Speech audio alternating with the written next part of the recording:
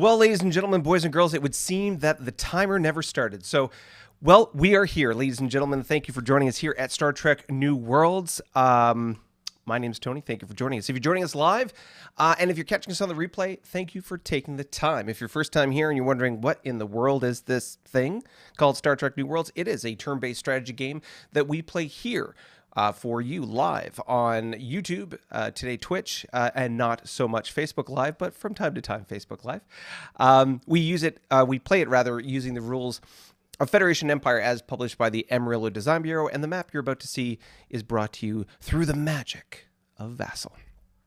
If it's your first time here as well, let me give you a quick walk around the screen here.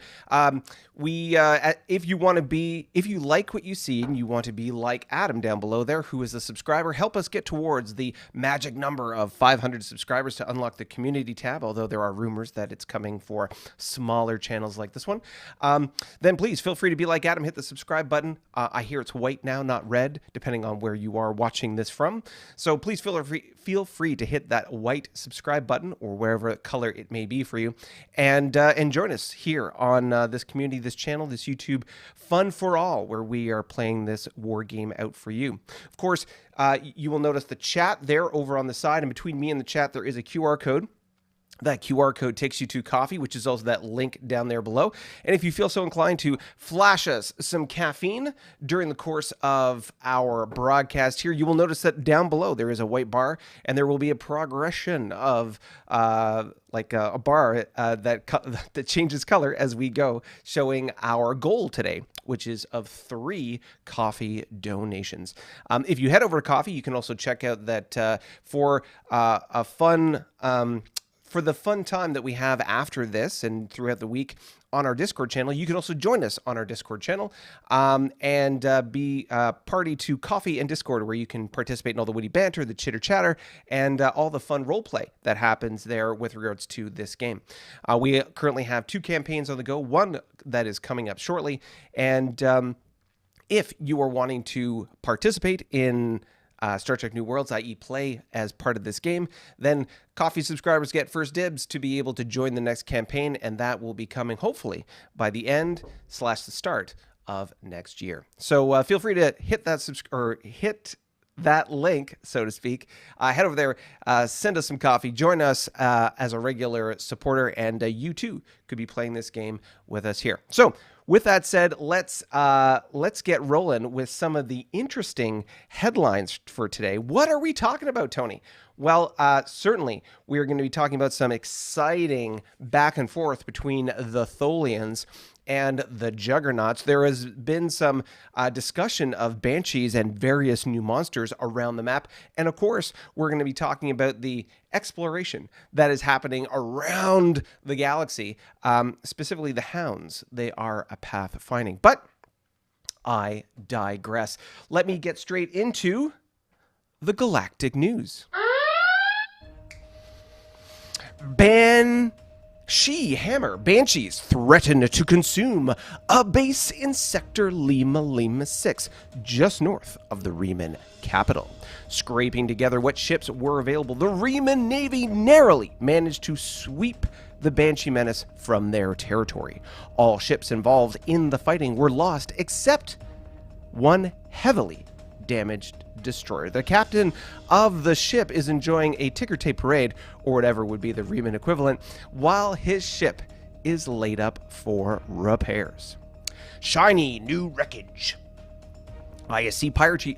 Let me try that again. ISC piracy patrols located and destroyed. I'm about to sneeze. Here it goes. ISC piracy patrols located and destroyed one of the new high-tech Orion base stations that seem to be permeating space in the past few years. Weapon systems on the base and the defending ship were said to be 60% more powerful than previously encountered. Expecting stiff resistance, the ISC Second Fleet brought a full division of destroyers and managed to turn the high-tech wonder into a high-fidelity explosion. Reporters on the scene said that the Admiral of Second Fleet is so cool that he did not turn around to watch the explosion as he left the scene. Carney Vanguard. Carnarvon exploration vessels have begun canvassing the galactic northwest in force. Wasting no time, they have set up an operational HQ and dispatched a large number of exploration vessels to start the process of cultivating a new hunting ground.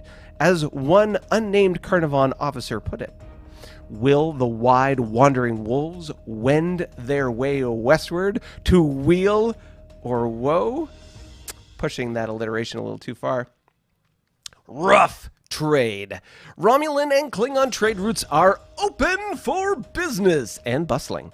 All along the Klingon-Romulan border, consumer goods and raw materials are flowing freely. While the Romulans are not a member of the Four Powers Alliance, it is clear that they share favored nation status with their neighbor.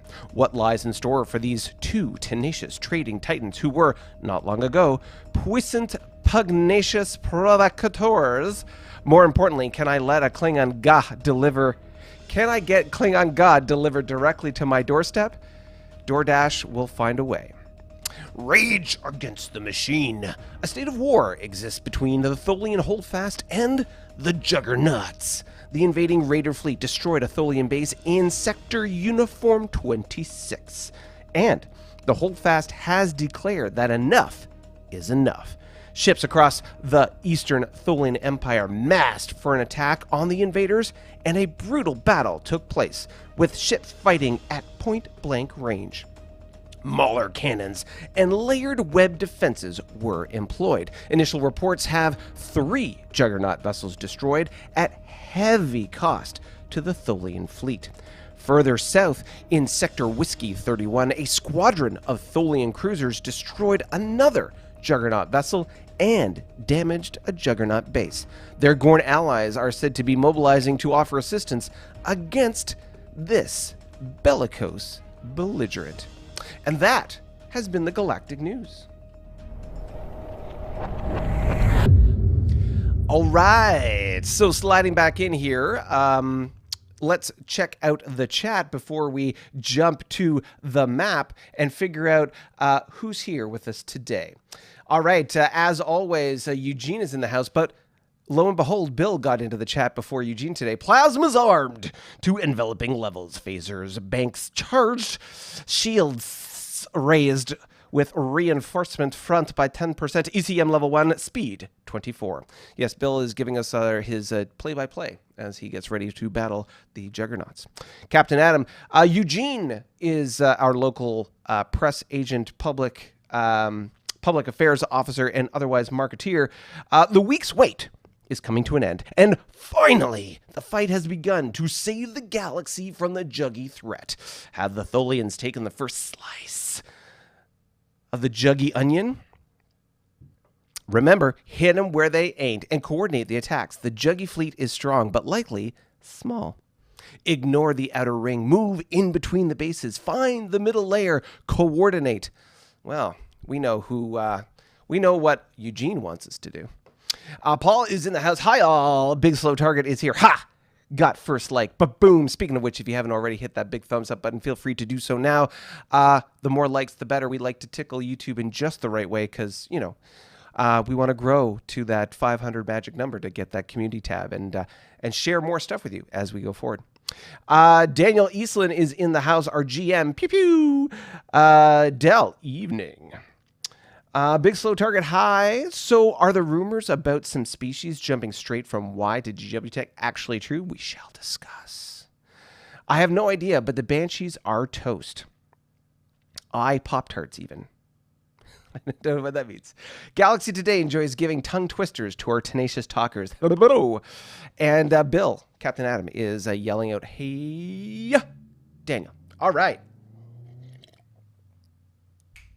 Let's get ourselves rolling here and slide ourselves into the map. Before I do, please feel free to type in the comments, the chat, if you're catching us on the replay, the comments, and let us know if you're liking those Galactic News updates. And if so, what is your favorite story in the Galactic News? Is it the trade talks or the robust, rough trade that's happening between the Romulans and the Klingons? Is it the battle ongoing between the Tholians and the Juggies? Is it some other pathfinding Carnivon faction that you are rooting for. What is the story that is your favorite? You let us know in the comments below. But let's slide into the map.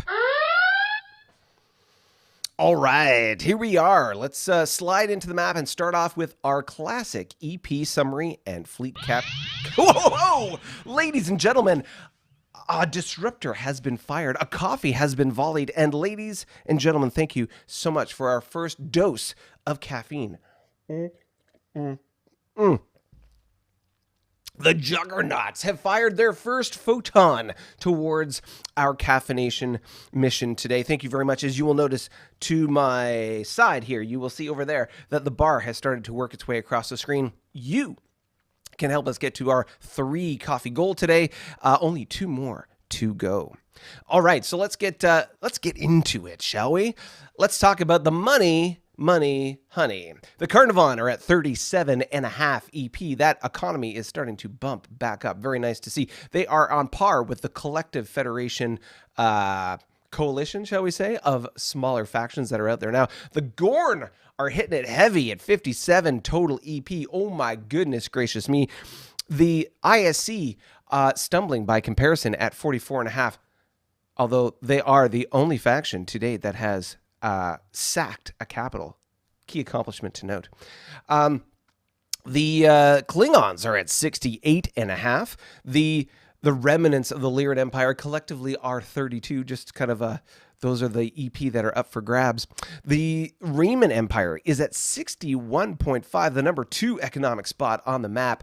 The Romulans banging on the 50 EP door with 49.5, and the Tholians rounding us out at 61 EP, even at the number 3 spot. So with 7 total factions left on the map, then that puts the Tholians more to the middle versus either edge, which is interesting to note.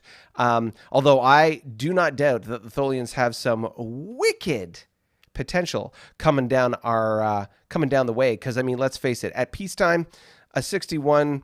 If we look at the stretch here, the 68.5 to 61, not that much of a delta, and certainly the difference between, let's say, the Gorn at 57 versus the Tholians, minimal. The difference between the Romulans, by example, at 49.5 and the Tholians, relatively minimal.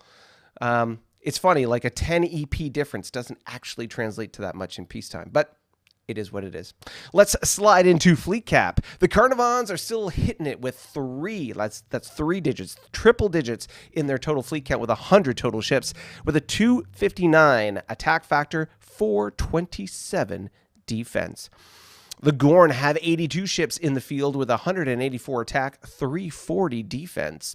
The ISC with a 107 total ship count at 343 total attack factors, 499 on the defense. The Klingons are now tied with the ISC with 107 ships out and about at 354 total attack factors, 418 defense. The Riemans, oh my God, still hitting it huge at 151 total ships out in space somewhere. 421 is their attack factor. 549 is their total defense. Notice there's quite a delta there. They have 595 fleet cap. 549 is their defense factor. So a lot of crippled ships out there. The Romulans have, interesting. The Romulans have 79 ships with 224 attack, 362 defense, and the Tholians 105 ships with 108 attack, 335 defense. Interesting. Okay, well let's pop those away, and let's start off with the oh my goodness gracious exciting stuff that is coming from Big Red. Big Red being the Tholian Empire for today. Let's slide over here, and I will put my head sort of next to one of the biggest things that I would like to discuss, which is this right here. See that right there? If my finger was going through the screen. That, my friends, is a starbase. A Juggernaut starbase. 36 attack, 36 defense. Oh my goodness. And if I hover over here, you'll notice there is a minor planet underneath that. So, a couple things. One, we had talked about the fact that as we got closer into the potential Juggernaut center, that we would see an escalating amount of defense. Like we would see sort of first level base stations on the outside, star bases on the inside, and escalating levels of defensive capability. Well, that ties in. We can see that that particular star base at a 3636 is a wicked strong layer of defense. And if we assume that Charlie 28, which is sort of, let me slide over here. So we'll go this way, this way, this way. There we go. So Charlie 28, you can see that right beside me there, right over there. Charlie 28, if that is our estimated center, then it'll be very interesting to see. You'll notice the 3 hex spacing between the stabilized signature here, which is most likely a bats, and this starbase. I wonder if the homeworld is also 3 hexes of open space between that and the homeworld, or is it something else? Is there a layer of bases in sort of the 1 hex around it? So that would make it a 2 hex distance to the starbase by consequence, and we have to see what that looks like. But that would be an interesting series of events, shall we say? Very, very interesting. So Eugene, you are all up in our grill trying to get us to attack the Juggernauts. Well, they're well defended. So perhaps they, yeah, we're just going to have to figure out collectively how we're going to do that, because those Juggernauts are big, bad, and burly. That is for sure. But as was discussed, there was an attack made on a local station here, the Juggernaut bats. You can see that this bats has 2 SIDS, thank you very much, worth of damage done to it, which is, for those of us not in the know, SIDS stands for... sorry, I'm hearing screaming from my daughters up above me. I don't know if you can catch that on the mic. The joys of fatherhood on the weekend. Right, so SIDS. Why am I forgetting the acronym for SIDS? Incremental Damage System. Starbase Incremental Damage System. Thank you very much. So Starbase Incremental Damage System is SIDS. And in this case, I believe that there are 3 SIDS until you cripple the base. So 12 is divided into... my goodness, 4 3 times. So it's 4 damage per SIDS, and that's how that's going to work. Now, this is the fleet of ships that attacked it. You can see that there are 3 cruisers that are crippled. I am assuming there was a little bit more to that punch that attacked the bats, but no substantive, like they didn't take out the base. So again, this is just sort of illustrating the point that A, the Juggernauts are really tough, and B, the Tholians don't have a lot of offensive firepower. But speaking of another encounter with the Tholians, the Raider fleet right here encountered a number of Tholian ships. So let's take a look at Tholian's 2nd and 3rd fleet, because I have a feeling that is where the big bad stuff is. 2nd and 3rd, right? Yeah. Okay. Woo. All right. So we can see here we've got 6, 7, 8 crippled patrol craft. 4 crippled destroyers along with another one here. So 5 crippled destroyers, 8 crippled patrol craft, and 2 other patrol craft over here. So 10 crippled patrol craft, 5 crippled destroyers, and my understanding is there was some cruisers lost as well. Whereas if we check out the minor fleets for the Juggernauts, the Raiders, we can see that they lost 3 frigates and maybe 2 destroyers, but they still have quite a substantial amount of ships there. The question is, where are those Raiders going to go? Are they going to go buffet this right here, this base station, or are they going to do something else? I don't know.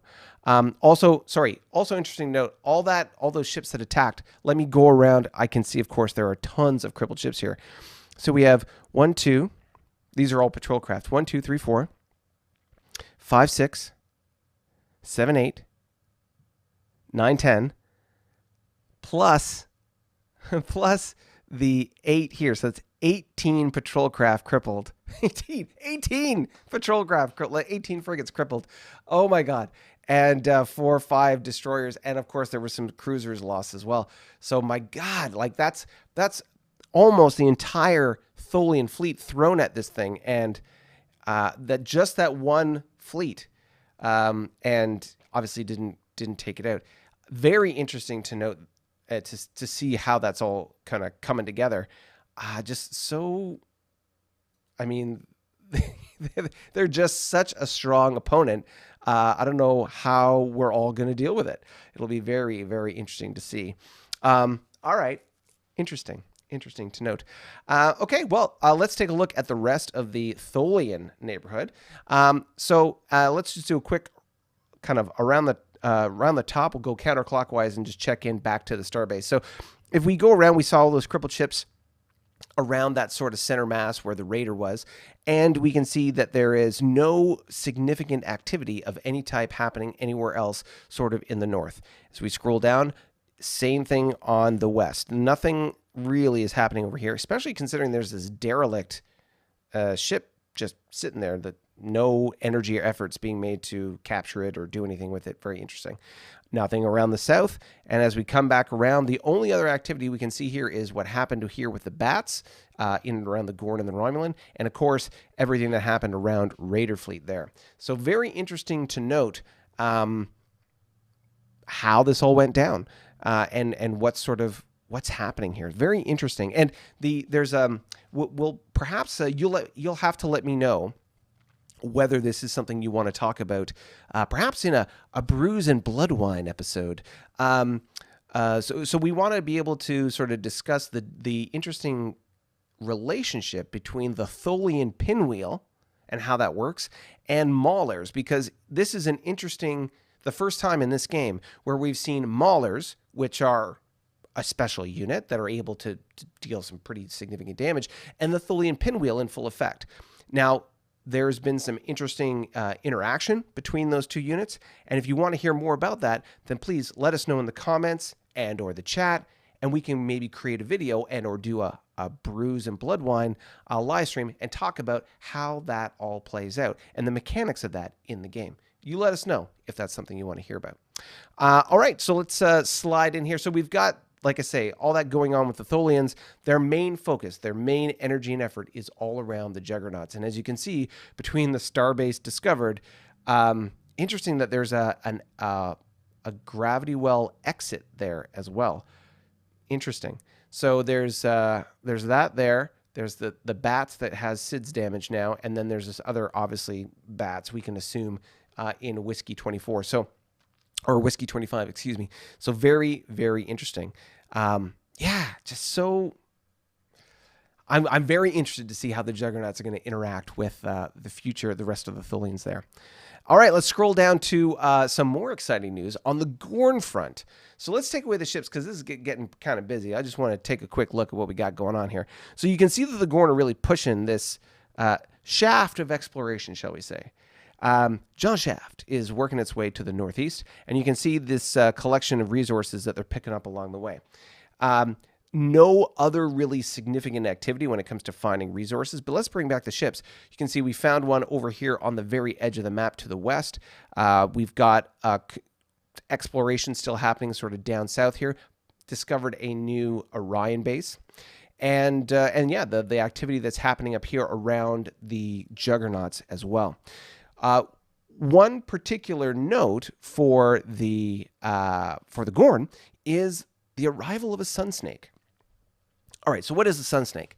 Well, there's two things. One, this may not be a sun snake. This is merely a counter that's used for a monster in the game. Now, typically it's probably a sun snake, but one of the things about this game and sort of the module that we use is that there is a wide variety of monsters that can exist in this game, and less of a variety of the counters that can be chosen.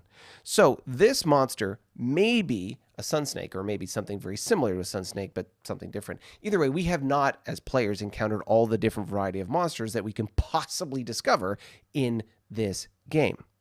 So this could be a sun snake, but it could be something else. Either way, some poor ship is going to have to go over there and encounter it for the very first time, figure out what it is, and then go from there. How strong it is, what its weaknesses are, and so on and so forth. For the purposes of our game mechanics, basically you have to do an exploration roll with the monster, and that's how you figure it out. So, yeah, that can be tough. The thing about a sun snake, though, is that it destroys planets. In that, in a planetary system, there'll be a star, and the sun snake will go to the star. It will basically embed itself in the star, causing the star to go supernova, and that's how it sort of propagates. So the question is, are there any planets in proximity to the sun snake? Look at that. Within 3 hexes, there is a developing planet, which could be the victim of a sun snake. From lessons learned, let me tell you that if you have a base at a planet that is defending the planet, that unfortunately will not help you with the sun snake. Why? Because bases are co-located at planets, typically. And of course, as most bases are, they're stationary. Sun snakes don't give a hoot about your planet, but rather the sun that it orbits. And they will go to the sun. What does that mean? That means that for you, you need ships to be able to go engage that sun snake, as opposed to a base station, which will just sit there and watch helplessly as the sun snake embeds itself into the star, cause it to go supernova, and we're going to have a very bad day. So, for the Gorn, I would highly recommend that something goes over there to the sun snake and says hello, just to figure out what in the world that thing is, and maybe get in the way of it going to something like that planet. So anyways, that's something to think about. But as we look at the sort of the general map here for the Gorn, we can see that they got commercial convoys going back and forth between the Romulans and the Gorn. We can see that there is continuing exploration happening in Gorn space, specifically this push to the northeast, trying to get to the Juggies.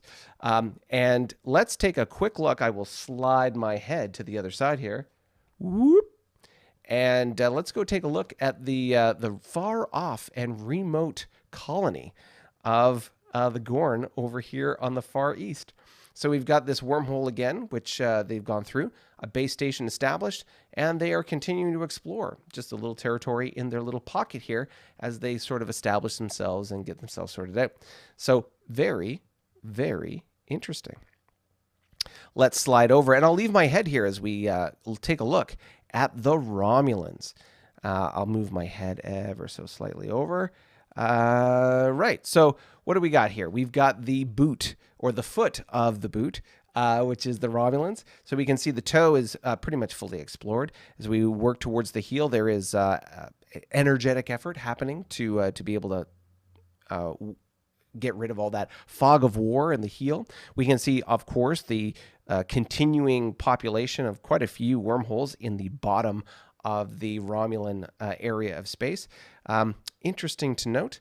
As we scroll up here, we can see that there is obviously not much activity happening in sort of the heart, of the Romulan system. Let's just take a quick look. We've got 20th, 14th, and 2nd Legion all sitting there on the Romulan homeworld.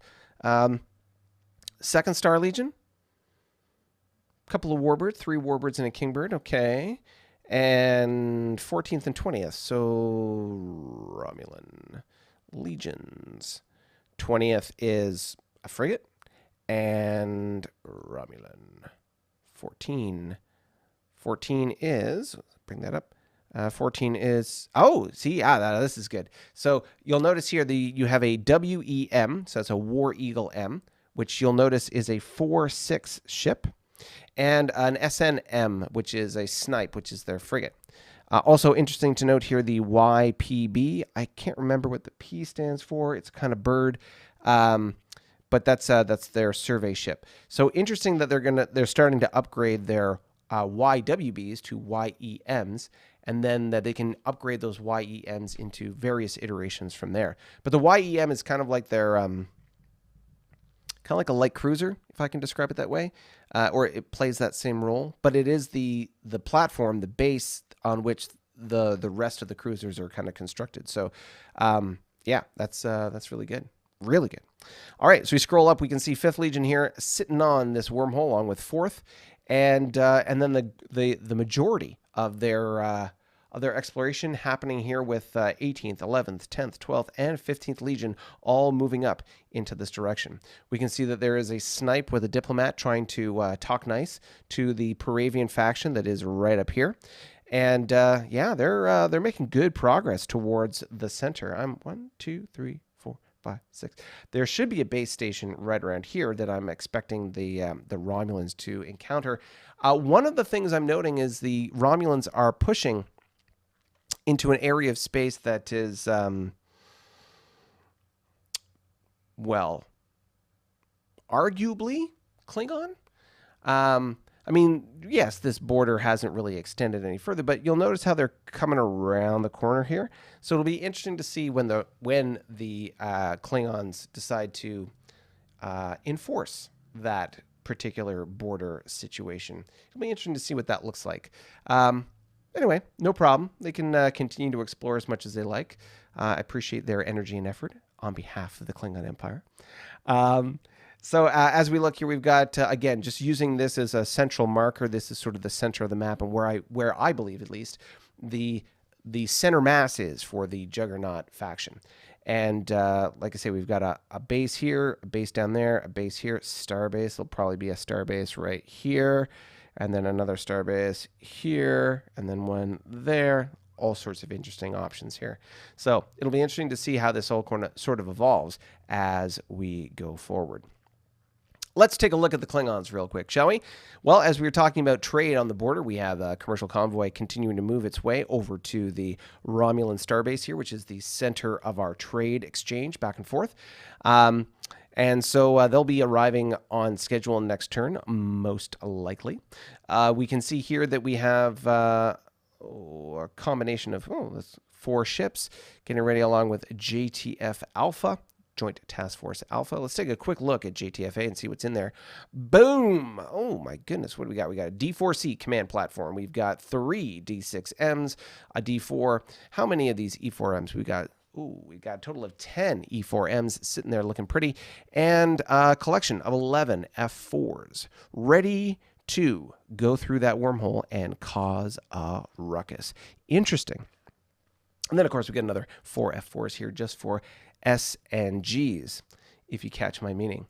Let's slide on over here. What else we got? We've got some exciting, some cripples that need repairing, setup of some base infrastructure that'll be going up there shortly. We've got a push of exploration as we're starting to actually move in this direction towards the center of the map. Let's get rid of that. Pushing towards the center. The Klingons really need to accelerate their efforts to move towards the center of the map, because as we can see, both the Tholians, the Romulans, and the Gorn are really sort of doing it instead of them. So if the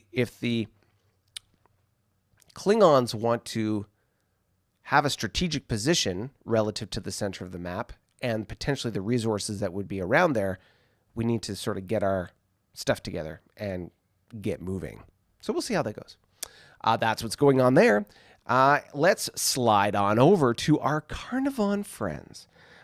Now this, I like the Carnivons this turn. This is good. So the TLDR, not much going on here in the homeworld. Biggest thing that's going on is the downgrading or decommissioning of ships at their homeworld. However,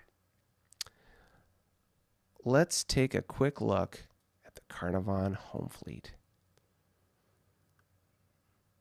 So the reason why I'm doing a little bit more detailed analysis here is I am of the belief, and I'm looking for proof, I'm of the belief that the Carnivon are very close to MTech. And one of the things that was mentioned earlier in the chat was, I don't see it there. One of the things that was mentioned earlier in the chat was a question that was brought up around what is this about the rumors of the Carnivon or some factions going straight from M to G or Y to GW? So let me talk about that real quick. So the way this game was sort of flushed out, there were the original factions that are part of the standalone Federation Empire game that you will find if you bought the box set, by example. That game has the following factions by default. It has the Federation. It has the Klingons. It has the Romulans. It has the Kzinti, the Lyrans, the Hydrans, and the Gorn. Those are all the factions that are sort of the vanilla version of Federation Empire. There were some expansions that came out after, such as the ISC, the Interstellar Concordium, and an early years module that talked about some factions that were sort of gobbled up by some of the others. By example, the Paravians, I make the joke that they are feathered Gorn. The Paravians existed in Gorn space, and so they were conquered by the Gorn. The Carnarvon, by example, I don't know exactly where on the map they were supposed to be. I get the feeling it was somewhere between the Lyrans and the Kzinti, but they were also conquered and taken out. And there are a number of different factions that exist. The Tholians, by example, Tholians do exist on the original Federation Empire map, but there's two different versions of Tholians. There's the Neo-Tholians and sort of the basic Tholians. And so and there's different versions of those ships. So why am I explaining that? Because when we map out the ships between the early eras, W, Y, and the more modern eras like M and GW, the original vanilla factions all have all of that information populated, which is why, for example, when we look at the Federation, the Klingons, and the Romulans, they have a full spectrum of ships in that sort of wheelhouse in the sense of W, Y. The M era is particular because you have early M ships, late M ships, and then GW ships. And M ships can be very similar to GW ships, but they're kind of like early prototypes of those ships. By example, the Federation, OCA, the old cruiser, is a 7 attack, 8 defense ship. The CA M era cruiser is the classic Federation-looking ship, and it's very much the Christopher Pike Enterprise, and it is a 7-8 ship. When you advance to the GW era, a lot of those ships go to a straight 8 attack, 8 defense, or 9 if it's a command cruiser, by example. The Klingons, by consequence, they start off with their early era cruiser, which is the D6M. The D6M is a 7-7 ship, 7 attack, 7 defense. The D7, when it comes, is an 8 attack, 7 defense ship. And when it goes into the GW era, it gets better stats. I believe it's a straight 8. But the point is that as you move towards GW, you get these stronger ships, usually straight 8. The Carnarvon, by example, being an early era faction, didn't have a lot of the M era flushed out. So when the creators of this version of the game populated those counters, there wasn't a lot of flushing out of the M era, in the sense of there wasn't a lot of flushing out of like stage development, like a 7-8 cruiser and then an 8 cruiser and then a 9 cruiser or something like that. The way it works, what you'll notice, and which is why I'm looking for it, when the Carnarvons go to the M era, they effectively get the equivalent of a GW era cruiser. Their cruiser is a straight 8 attack, 8 defense. That's it. Not a 7-8 or anything like that. They do have a ship that is a cruiser that has heel nippers, that is a 7 attack and 8 defense. But you'll notice when they start coming out that a lot of their ships are slightly more powerful than, for example, Klingon or Federation counterparts. I experienced this in the last game that I played as the Paravians, or at least not the last game, but when I played a faction other than the Klingons last, which was the Paravians, I was very happy that when I went to MTech, I got straight 8 cruisers, not 7-8s or something else, like, for example, the Klingon D6M, which is a 7-7. I got straight 8 cruisers. I even had these great ships, battle tugs or tugs, that were the same as my cruisers. They were just tugs. It was awesome. So, but the challenge was there's no progression throughout the M era. You get the M era ships all up front, and there's no progression. The advantage, potentially, of the Klingon Federation, some other factions, is because they're so flushed out, they have more variety. They have more capability. They have a greater spectrum of potential. Whereas a lot of the other factions are a little more narrow, but they're a little bit more direct in getting that powerful punch, depending on the time. So, like I say, the Carnivon, I'm watching for when they get their M-Tech ships, because effectively they'll have, for example, when the Carnivon get their cruisers, they'll be bigger, badder, stronger ships than my cruisers, at least in the early M era. So, yeah, we'll see how that goes. I can see a lot of chitter chatter going on. Let's slide on over into the chat and take a look and see what's going on here. All right, so let's pick it up from the coffee that was fired from the Juggernauts. John Tenbrook is in the house. Hey, everyone. Hey, John, what's going on? Devin Dean is here, back in a few. Daniel, Juggies lost 2 frigates and 1 destroyer. Correction, 2 destroyers and 1 frigate in their battle with the Carnivon. Okay. Or sorry, not the Carnivon, the Tholians.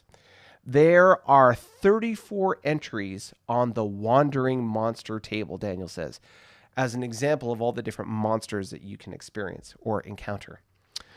Look at Whiskey 15, Bill says. Okay, I'm going to look over at Whiskey 15. Whiskey. Whiskey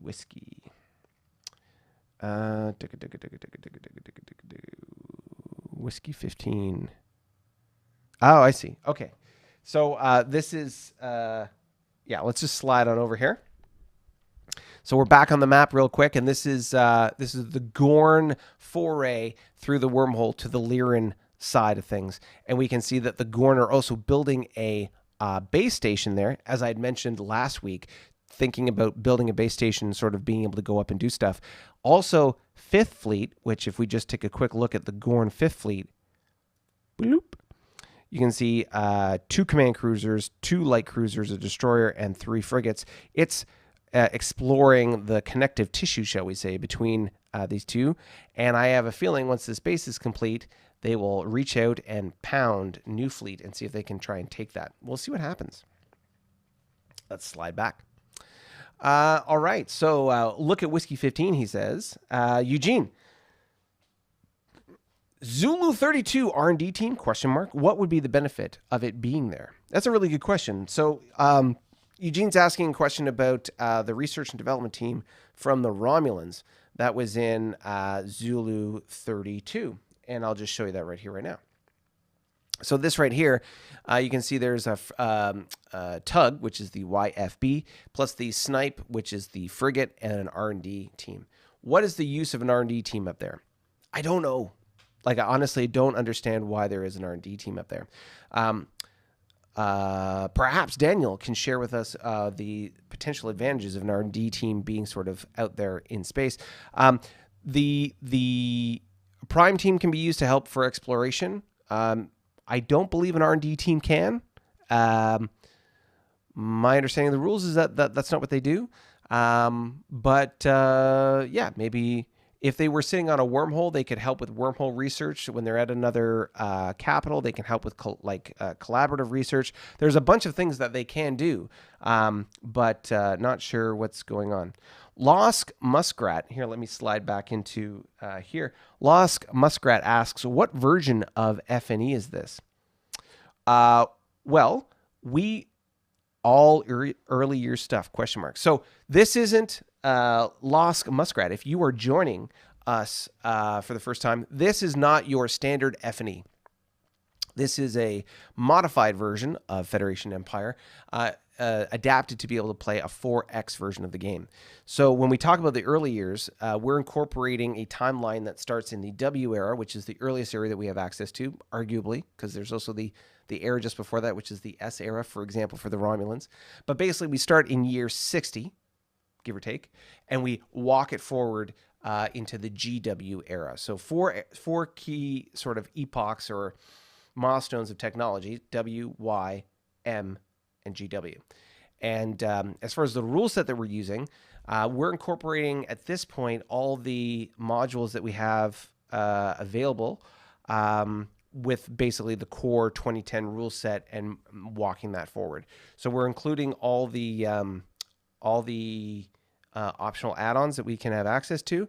Yeah, and that's pretty much it. If that answers your question, Lost Muskrat. Gotcha, he says. Okay, let's see here. Where were we?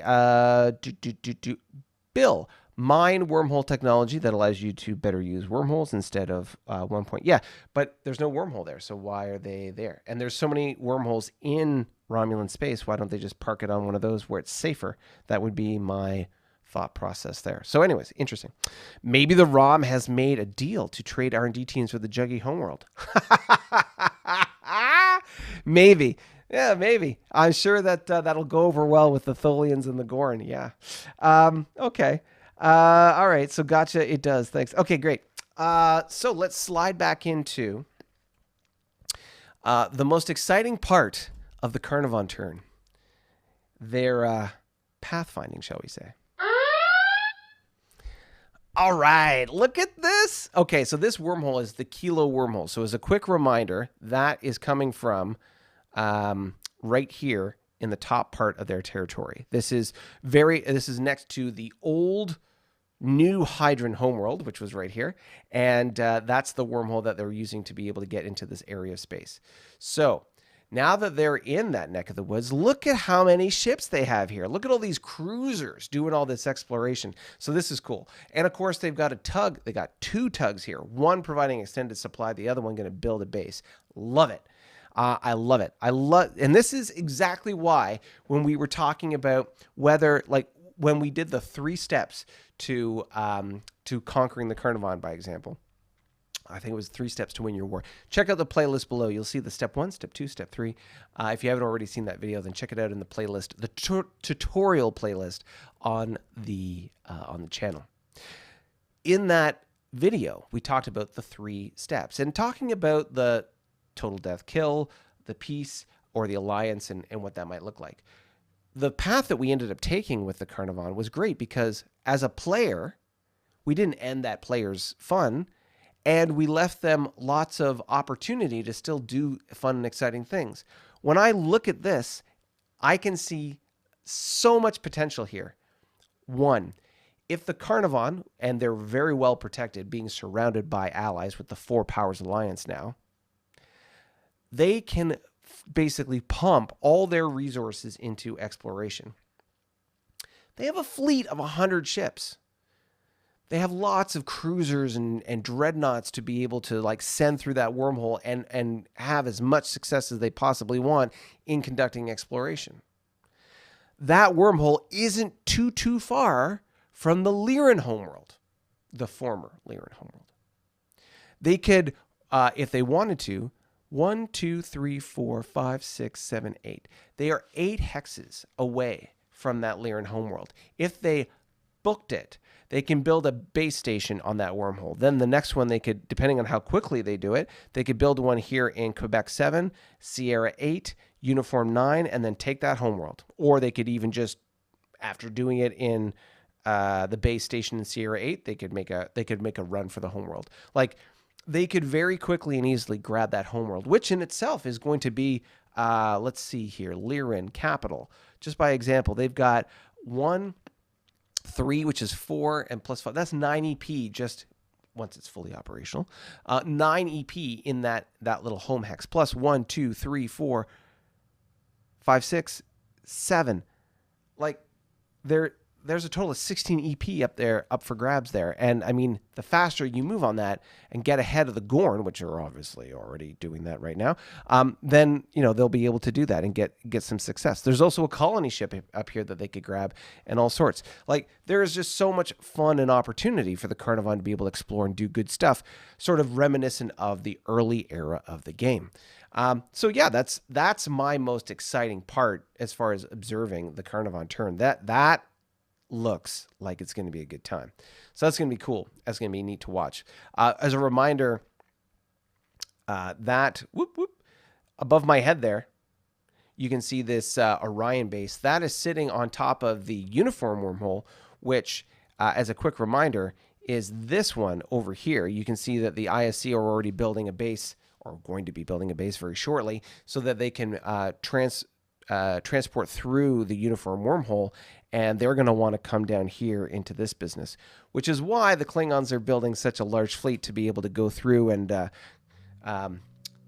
make a claim to Federation space. Yeah. Very interesting. Okay, let's slide over here. So we talked about the Carnivon. Let's go up into yellow and red. We'll talk about the ISC real quick and talk about the Remans, and then we'll talk about the sort of the musical chairs that's going on here. So as we talked about before, the ISC and the Remans are an alliance. One of the things that we've thought about or talked about is sort of a repartitioning of the territory between the Remans and the ISC, sort of cleaning up their borders, because right now the border scenario here is a hot mess. So they need, the ISC and the Remans, that is, need to sort of figure out where their borders between their territory is going to be. And, you know, there is a reasonable, let me just take away the ships real quick, and I'll take away bases just so it doesn't confuse it. You could see very clearly here that if you wanted to, you could go straight up the Whiskey line, which would be a good sort of line between some of where the Reman is. Straight up the Whiskey line to Whiskey, let's say 23, up to the Quebec line here. Or I guess, yeah, so up to the Quebec line, up to this planet here in Quebec 17. Do a little dog loop around this planet, assuming it doesn't get given back to the ISC. But if it gets given back to the ISC, then you go straight up into the Quebec, like straight up the Quebec line here. So Quebec, what was it? We went up to Whiskey 23 to Quebec 21, and then straight up Quebec, and then that could be a great border between these factions, and that would cleanly delineate the two factions, and then that would clean up the borders. And if I'm a player asking the Reman and the IC players to sort out their borders, can you guys just make that border happen so that we can just like clean up the map? It looks crazy.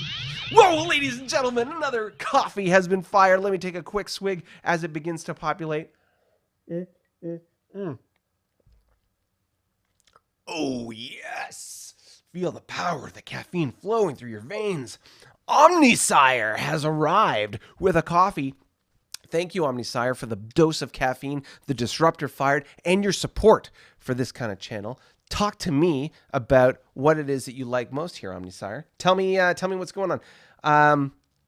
Yeah, and Omnisire, if it was fired through coffee, are you in the chat? Let's hear you. Add your comments about what you think is the most interesting thing that's going on here on the map. So yeah, let's sort out what's going on here with the border here, boys. Figure this business out. So other than that, what do we got? Nothing much is going on the ISC side, as far as we can see that they are moving a tug into place to probably go through that wormhole. There is probably a moving around of some ships and various other things. We saw that they still have over 100 ships. I would imagine if we look at the income, so quick math here, and I know we love doing math in real time. The ISC have an income of 45.5. So 44.5 times 6 means they have a total fleet cap at 267. That's how much they can support. Their fleet cap right now is well in excess of that. Their fleet cap right now, once the table pops up here, the ISC fleet cap is 505. Wow. So that's a 238 difference times 0.05. That's basically, that's 11.9. 11.9 EP per turn that they're suffering. So let's call it 12 for a dozen, just for fun. So 45.5 is their total income, right? Let's assume that they're still suffering war fatigue. So we times it by 75%, means they only actually get 33 and a third, a little bit more than a third income. Then we have to divide that by 2 because they're in peacetime. So divided by 2. So they get 16.68, we'll call it 16.7 income per turn. Then you minus the 11.9, which means they only have 4.79 or 4.8 EP per turn to spend based on the ships that they currently have out and about. Crazy. So if I'm the ISC, I'm going to start culling ships like crazy, and or getting organized to go pound and take some of that territory over on the other side of the uniform wormhole. We'll see how that goes. But if that gives you a sense of the cost of war, right? You go to war for as long as you did, you gain the economy that you did, which they did, and now they're in the situation that they're in. When they started this war, way back when they started their war with the Hydrons, if memory serves, their income was, I think, in the mid-30s. And the Hydrons, by comparison, were in the 40s because we hadn't sort of hit those 50 milestones yet. Obviously, they did a lot to make some significant progress, but they've got a bunch of planets that are currently crippled or devastated, rather. And once they recover from being devastated, they will come online and their economy will grow, especially those capital systems. The Hydron capital, which is interesting, has this split of Riemann and ISC stuff. If I'm the Riemanns, and sort of to prevent any sort of further business later, maybe there's a planet swap you guys can do between this minor planet and the colony to sort out the difference, because that will make things a little more challenging if you're trying to sort out a border, by example. Anywho, not much going on with the IC. Let's talk about the Riemanns and their recent attack of Banshees. So you can see on the Riemann homeworld, they've got quite a few fleets here. So we got new Triton and, was that Raccoon? Or let's take a look. It's not Raccoon. It's a Rykon fleet. So Rykon fleet is a destroyer, which is the KF4, and 3 frigates. They also have new and Triton fleet there. Let's take a quick look. New Riemann fleet. Slide that up here. You can see there are some cripples from that. There's a destroyer, a cruiser, and 2 frigates that are crippled. And then there was Triton fleet, if memory serves. Triton. Here we go. And another bunch of cripples, as you can see here. Cruiser, 3 destroyers, the KF4, and 2 frigates. So quite a few. I'd be very interested to know how many Banshees you faced.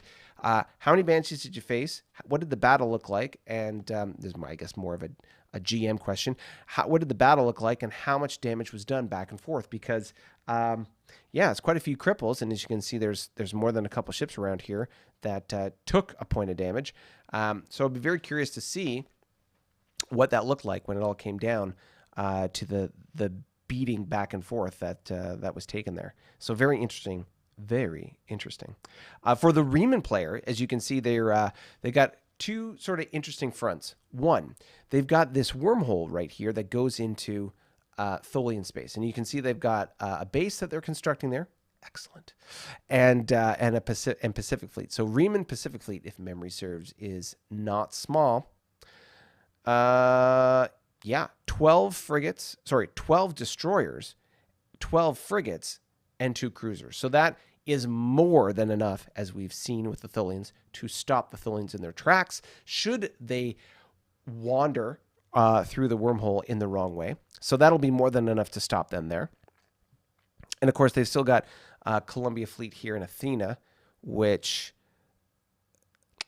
is it Athena? Yeah, there's Athena. Oh my goodness. Dreadnought, command cruiser, 4 cruisers, 5 destroyers and a frigate, and there's of course Columbia fleet as well. Columbia, there we are. Oh Jesus, another 4 cruisers, 16 destroyers, 6 frigates. Yeah, so with all the ships that are in this area, the Riemanns could just walk through that wormhole and take what they want, which I would so love to see. Come on, Del, you know you want to do it. Anyways, that'd be fun to see. Let's scroll up here, and the 2 other things up here. First, of course, there is the push that I'm strongly encouraging. we need to build some bases and get your supply over here so you can get into this Lyran business over here. But if I'm the Remans, I am reestablishing some of my base network up here to get in and grab some of these low-hanging fruit resources that you can just grab. Deal with this little planet here later because the Lyran stuff is easy to grab right now. So get some bases built and get in there ASAP. Yes.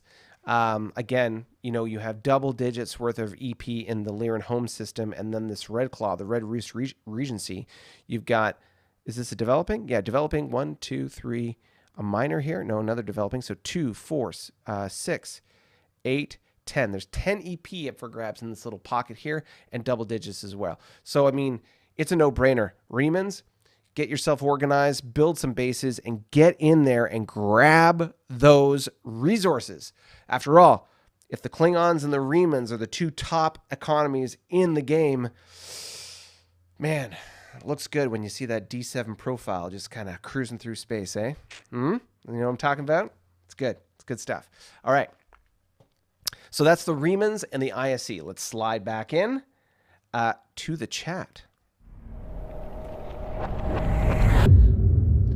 All right. So according to Eugene, Whiskey Row border for the ISC and Reman would keep the ISC from participating in the Juggy front to come. No, not necessarily. They could certainly still transit through Reman space. As we're all allies, we can transit no problem. But, I get your point. Maybe some bases or some kind of like communal highway or something like that. But true. And their ships will add strength and diversity to the assaults on star bases. Dell, 4 Banshees. ID, anyone asks, it was 100 Banshees. If anyone asks, it was 100 Banshees. Absolutely, I understand. 100 Banshees. So tough to deal with. Daniel, it was 5 Banshees. And Paul, there was 2 rounds of battle of the last few turns. Right, 4X Banshees. My goodness, the chatter here, guys. Okay, Banshees, Bill says. No, Daniel, it was 5. Honest, Governor. Okay, so 5 Banshees, 4 Banshees, something of the two. Anyways, 4 or 5 Banshees that they had to attack and destroy, and they found a way to get her done. So anyway, they got her done, and they made that happen. So that's good. So those Banshees are taken care of and dealt with, which is great. But what's going on here at this point in the game? So this game goes through a series of seasons, you might say. The very first part of the game is the explore and expand phase. It's exciting and fun because as a player, you're able to execute a lot of turns fairly quickly because you're not dependent on anybody else. And providing the GM has the bandwidth to do so, they can process your turns quickly. There's not as many ships to deal with. There's not as many variables. So there's a lot less work to do to be able to process those turns. And so you can grow that bubble on the map fairly quickly. And it's exciting. Whoa, ladies and gentlemen, another disruptor has been fired. Coffee has been hit. John Tenbroke, thank you very much, sir. We have now hit our goal for the stream of 3 coffees. Thank you very much. Hoorah! Highly caffeinated. I can feel it pumping. It's good. A little over the top. Okay, fair enough. I'll dial it down. Speaking of which, John had asked for a discussion, a breakdown around a situation where if you had low battle intensity rating in a combat, if we could map that out and show the difference of when that would be advantageous or not. So on that note, John, what I'd like to do in order to be able to address that question, I don't think I can do it honest justice here in the live stream, but what I would like to do is I'd like to do either a pre-recorded video or a brews and blood wine with our GM and go through a battle round back and forth where we can illustrate what it is, like what that looks like and the calculations around it. We can sort of like punch up the numbers and we can fully illustrate what that looks like. And of course, you know, Daniel's a busy man, so it's a matter of when he has time to do that. We'll have to organize that and sort that out. But either way, that's how I'd like to try and address that question. When is BIR good to be low versus good to be high? And we can show the dynamic and the sort of the delta between the two, because there definitely is a time and a place to use low burr, and a time and a place to use high burr. Depends on your situation and, of course, the various variables involved. But if you're defending, especially in a situation where you can soak up a lot of damage versus your opponent, low burr is good. If you have a lot of offensive firepower but not a lot of damage to soak up, high burr is good. But we can get into that later. So let me take a step back and go back to what I was talking about there. So the seasons of the game. In the seasons of the game, you have that early era where you're growing quickly, and as a player, it's exciting because you're finding new things. You don't know where the other players are. You're finding planets and resources, and it's fun. It's like you can't help but win, so to speak, in that environment. I mean, yes, you could sort of get a monster or be in a challenging situation or something. Yeah, okay. But generally speaking, the early stages of the game are wide open and nothing but positive. Then you start getting into that phase of the game when you start bumping into your neighbors. And we had that some time ago. And that initial sort of friction that you'll experience with your neighbors can go a number of different ways. If you're like in previous games where I've had everyone's copacetic and like, you know, USA and everyone's getting along great, then you just establish some borders and you keep going. And the emphasis is in some examples, people try to avoid conflict, ironically, in a war game. They try and avoid conflict in an effort to try and keep the good times going. That's my sort of analysis of it. Like, they enjoy the exploration and finding new stuff, and they don't want to slow things down, so they just want to, like, establish a quick and easy border, and then let's just keep going. Right? Sure. However, you have some other players that are just, as soon as they encounter an opponent, they go for them. Either they like push back a little bit to try and get a little bit more territory. Maybe there's a planet or something nearby that they want to get, or they just want to stir the pot and they just want to go after you. After all, it is a war game. You have to be prepared for both, like prepared for peace and prepared for war. And I've seen players who there was a previous game where a player in this game, the early era Federation can be a number of different factions, one of which is the Vulcans. And one of the advantages of being the Vulcans is you get scouts and you get EW early and you get scouts. What does that mean? That means that you can build ships that are much better as a percentage at exploring than other ships, other factions' ships. So you can build a scout, put it with a prime team. You can build those pretty frequently, and you're not limited by 3 survey cruisers with the scouts. So you just build a whole bunch of scouts and your maximum of 3 survey ships, and you just keep flooding the market with these exploration ships. You're able to explore and expand potentially quite quickly. However, Vulcan ships are very strong, offensively anyway. Like they're W-era ships, and so when you encounter an opponent, another player who's in Y, and they have a large Y fleet, you're hooped. And assuming you don't have your own military built out. And I've seen that happen, and a player got stomped early and threw up their hands and, you know, got really upset and left the game. But you've seen this, I've seen this play out specifically, for example, in Civilization turn-based game that you can play online multiplayer. And I've seen in that, like, very often, if you expand too quickly without sort of building out the robustness of your empire, either in this case in bases and infrastructure or fleets and military units, you can encounter an opponent who is more militaristic than you are, and they will clean your clock. The AI does that in Civilization. Other players certainly do it. They do like essentially a Zerg rush if you play StarCraft. I mean, that's a classic term at this point, but you know, like they can Zerg rush you, and that's essentially what happens. So you need to be potentially prepared for that. But let's go past that initial bump into your neighbors. In this game, we experienced a slight phase after that, which was you bumped into your neighbors, you figured out where everybody was, and then there was the settling in period. And in that settling in period, you can kind of decide where you want to push. in this game, the Klingons initially pushed back on the Romulans, trying to push the border a little bit further west. And we were successful. However, we had to take it in the chin because the Carnivons backdoored us at the same time. And that could have gone a lot worse had we not negotiated a peace treaty the way we did. Honestly, the Carnivon could have done to me what I did to the Carnivon way earlier in the game. They just decided not to, for various reasons. But they decided not to do that. And then, of course, we know what happened. So there's that initial, like, once you've established your borders, kind of feeling things out.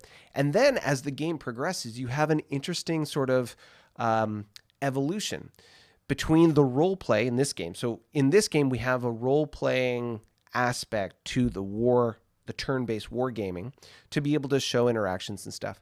And so as the map shows evolving senses of dynamics, in that the geography changes, wormholes and other sort of vectors of attack and movement pop up. The diplomacy changes things, like increasing conflicts around, like, for example, the fact that the Hydrons and the ISC went to war with each other, and then it became a Riemann ISC Northern Alliance against the Hydrons, and then the Hydrons got involved with the Carnivon as a Southern Alliance against, like, that whole diplomatic play and how that all played out shaped the east coast of the map. The Hydron player got knocked out. The Carnivon player got stomped. The ISC and the Riemann player are incredibly strong, but economically crippled right now. And so that created an interesting dynamic on that side of the map. Also, the stuff that happened on the west side, the Lyran and the Federation player, both of which were doing pretty well, faced an obstacle they couldn't overcome, and they decided to leave the game for their reasons. That changed the dynamic of that part of the map. So as we sort of go through the evolving story of this game, things change so much. And that's why I love this particular iteration of F&E, because as opposed to a static map that is the same every time you start to play, this has so much variability. A lot of replay value, but variability while you're playing the game. So many interesting things can happen, especially with the role-playing and the diplomatic dynamics. It can be just a lot of fun to deal with the twists and turns that occur. The fact that the Lyran and the Federation player left totally changed the dynamic of what people wanted to do. No longer are we looking to fight with each other, but rather land grab in that area that's popped up. We know that, the fact that the Juggernauts are in the center of the map and the dynamic that's showing or, providing, the current sort of struggle that the Tholians are having with the Juggernauts and watching how they engage in that warfare, that's so, like, neat to watch. And so, anyways, this game has seasons to it. And I would argue that in this game, we are reaching the end of summer and we are only starting to enter into the fall. And it is by no means a situation where we are, like, nearing the end of the game. I really think that we're only at the midpoint. We've lost 3 players out of a total of 10, so we're down about 30%, but we've got a lot left to go. And because of the sort of, again, the ebb and flow of what happens in this game, there's some interesting, so much interesting stuff that's yet to come. What are the Gorn going to do when it comes to the Tholians and the Juggernauts? How are they going to play nice with the Romulans? Are the Romulans going to keep pushing towards the center, and how is that going to play with the Klingons, by example? Are the Remans and the ISC going to get their stuff together and attack the Tholians, maybe? Are the Carnivons going to grab a whole bunch of territory? Is there going to be a competition between the Remans and the Carnivon for Lyran territory? There's so much stuff. Oh, hey, look, there's a bot. Hey, let's remove that. We're just going to report that. Remove. That's the first time I've seen that.